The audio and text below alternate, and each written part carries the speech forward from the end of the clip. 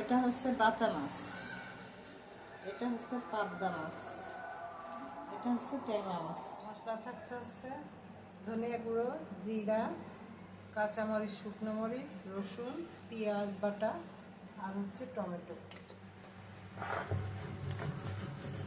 1 চামচ সরিষা, একটা কাঁচামরিচ একসঙ্গে বেটে নিব। বাটা মশলা, পেঁয়াজ কুচি, লবণ, 1 চামচ হলুদ, সরিষার তেল। এবার মেখে নেব। পানি, সামান্য পানি।